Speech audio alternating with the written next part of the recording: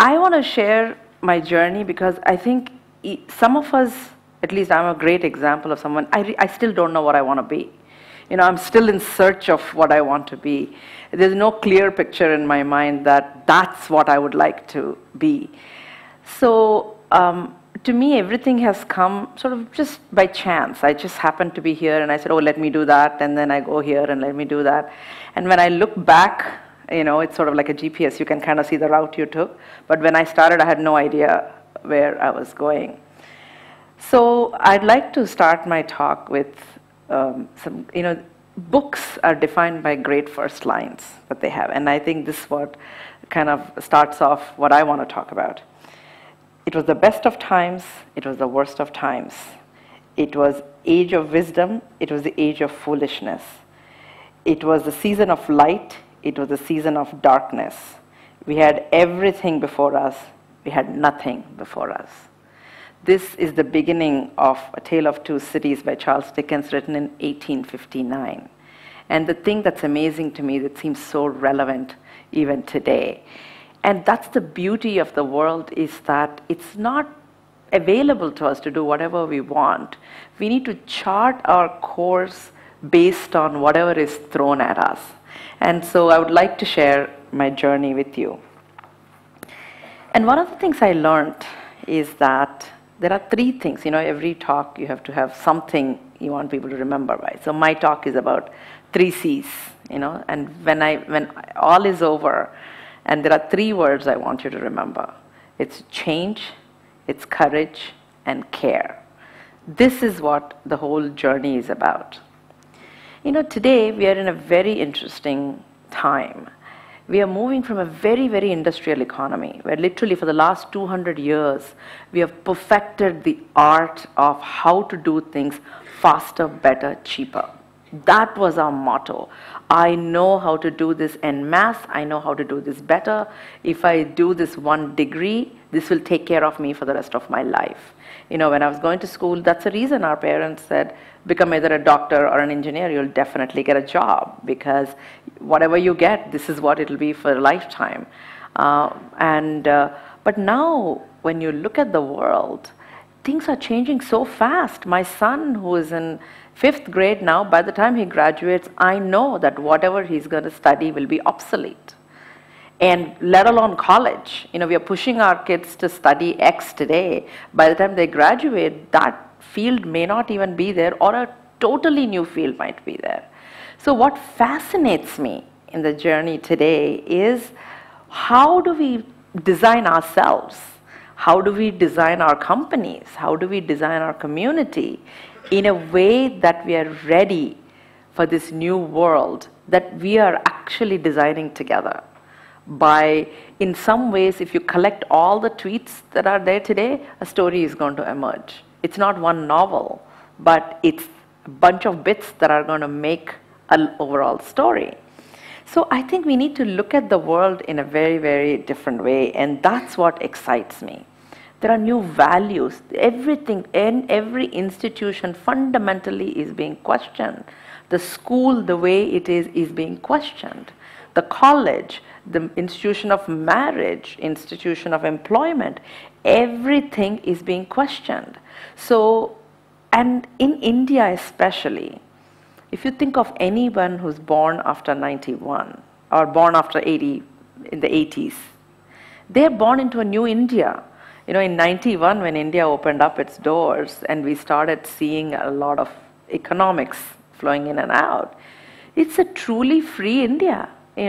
Even in my time, I remember there was the British. We were ruled by the British. My father told me stories. My grandmother went to jail. I had a memory of being ruled by someone else. My child has no memory. The people who work for me in their 20s have no memory of any of these things. So it's a truly free India that we have. So what is our new story? What is our new story about ourselves, about our companies? That's the journey that excites me. And how do we collect these stories and put them at a place where people can come look at them? Who are our new role models? And what is fascinating is a journey of something. Yes, there is this great lyricist, there is this great musicians. What is their background? What are the fights they fought? We have a great musician. What is the work that went through in that training? These are the stories that are not told. When we look at news, when we look at the media around us, we look at where we have arrived, but we don't see where we have come from. So I just want to say that my passion is about stories. I want to find people that are doing amazing things that you may not know of, and how do we make them famous. The point is not to go to see a famous person. The point is to participate in a journey to make someone famous, to make someone successful. How do we do that? That's the exciting thing. And there are ultimately, I worked at Intel for 12 years.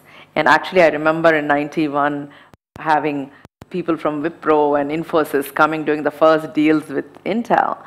And it's very exciting. One of the decisions we made at Intel in 1991 was that we were not going to be a chip company. We were going to be the building blocks for the computing industry. And that shifted our thinking into coming up with Intel Inside campaign and getting into the consumer space, learning our lessons. And one of the biggest things I learned there is that events, the reason why it's important for people to gather in one place is that events are catalysts for larger change. This is just a pretext. This is just an excuse to get everyone together, because what's going to happen is that now you leave and you start talking about what's happening at Wipro in a very different way. Your narrative changes. It's not just about, okay, I come there, I do my job, and I go home. It's about an intellectual stimulation that happens. So at Intel, we said in 93, 94, how do we become this, people who are really good in this particular field? We didn't know anything about visual computing. We didn't know anything about e-commerce. I mean, we're a chip company. So I remember it was Andy Grove, all of us, we sat around and we said, we are going to have a day. Every year we'll have 4 days. One was called a visual computing day, one was called an e-commerce day, and I can't remember, there were 2 other days. And we didn't know anything about these areas. And we said in 1 year from now, when that day comes, when visual computing day comes, we will have products in that area. We would have put together a whole bunch of people, the software, the hardware, everybody come there and say, I'm going to do this, I'm going to pledge to do this. So people would see Intel at the forefront of the parade and not as somebody who's following it. Andy would always say, find where the parade is and get in front of it, instead of starting your own parade all the time. So you see a trend and you say, oh, that's where the trend is going, let me get to the front of it. But to do that, this is what I talked about, is there's a change coming. Now to get ahead of the change, you have to have the courage to step forward. Stepping forward means making huge investments. It's not just, okay, I think I'll dabble a little bit. No.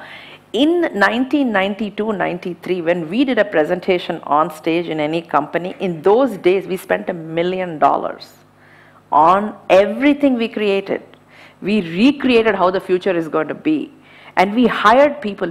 I hired like the most amazing people who would design the way hair flows online, how this using wave theory.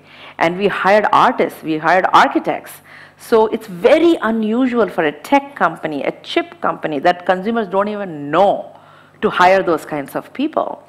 And that's when the understanding set in my head is that if you want to create a revolution, if you want to be ahead of the curve, you need to step forward in the most unusual way, not in a very predictable way. You have to be in the most unpredictable way. So we took Andy to digital Hollywood.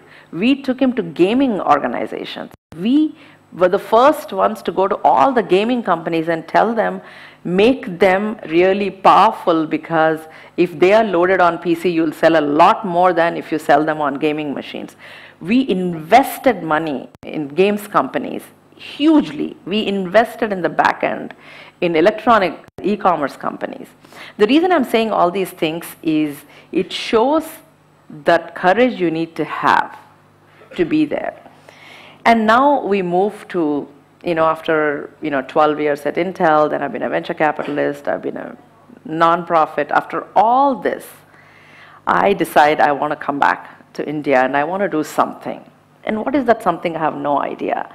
But the one thing I know is that I hate the way the story of India is told outside India. It's very incomplete. It's like the blind man and the elephant. Somebody says it's round and stout, somebody says it's thin and long, somebody says it's moving, somebody says it's stationary, because the stories are not told by us. They're told by somebody else. So if we want to have our stories be heard, they need to be told by us, in our own voice, in our own accent, in our own imperfection.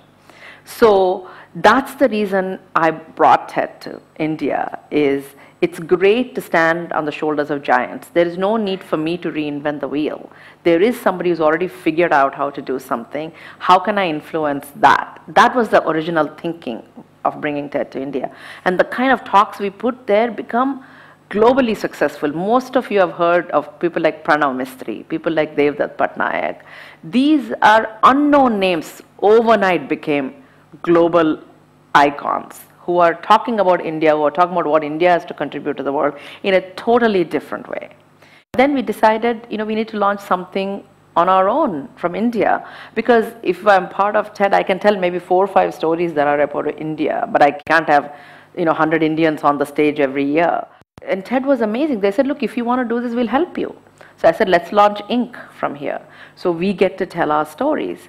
So just as you say, I go to TED for getting my ideas, I want every young person in India to go to Inc. to look at who are the new heroes. There is an Arunachalam Muruganandan who is, from Coimbatore, who's creating, sanitary napkins for women, because 90% of the women in India use rags and sawdust and things you wouldn't even want to think of during their times.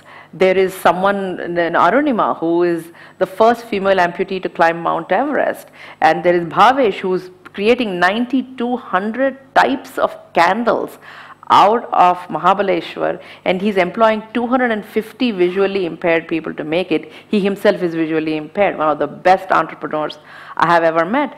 We need to see these stories. We don't need to go somewhere else for our inspiration. This inspiration is right under our nose, right around us. But we need to tell our story in style. We need to tell our story with a voice, with a point of view, with pride. And the moment we do that, I think the innovative floodgates would open. So what is the ulterior motive I have? There are 3 things. One is I'm passionate about the young people. I'm passionate about the world I want to leave for them. We do not live in a land that we inherit from our elders. We live in a land we are borrowing from our children. So what is the legacy I want to leave for them? We think of money, we think of giving them a home. Are we giving them a perspective? Are we giving them a thought? Are we giving them a way to think that they can move into? Secondly, I'm very passionate about women. Equal women, equal pay, equal work, and they should be part of the workforce in a huge way. In this creative economy, we need all points of view. And unless the women enter the workforce in a huge way, we will not have all points of view. And finally, local languages. We really need to have talks in every possible language. So these are the things that excite me. I talked about change, I talked about courage, and I want to leave you with care. This journey is not easy. When we are on this journey, each of you as part of a huge company have an amazing, amazing opportunity to create change out there. And as you're doing it, it's not easy. We all need that one story, that one person that keeps us going. And to me, it's this person. Jayashree was talking about Flower Girl, so she's my Flower Girl. I call her my Flower Girl. When we did our first conference, Sunita Krishnan spoke. She rescues women out of prostitution and gives them a home. And she spoke about very passionately. A lot of people reacted positively. We got to work with them throughout the year. And 18 months from the time she spoke on the stage, we were able to give her a home where all these women could live in safety. And this is a girl who was rescued when she was 8 years old from prostitution. She was mentally challenged, and she came to her home truly ravaged by disease. And They created the new home. She was able to be in that new home. I met her there, and she passed away a few weeks after I met her. And to me, it feels like if we gave her that safe home for one day to have a great time because of a talk we put out there and because of the reaction we had from people, everything else we do is worth it. The questions that we have, the struggle we have year after year after year to do what we are doing is all worth it if this, my flower girl, had one day of peaceful time. So I want to leave you with 3 questions. Anytime you think of doing something great, it's not people ask you, but why you're doing it. The real question is why not now, and what am I willing to give up? And I want to leave you with a quote that guides us, I think, and it is that life ought not to be measured by the number of breaths we take, but by the number of moments that take our breath away. So today we measure success by how much money we have in the bank, but I think we need to measure success by how many moments we get to bank. So for us, people like my flower girl are billionaires of moments, and here is to billionaires of moments. Thank you.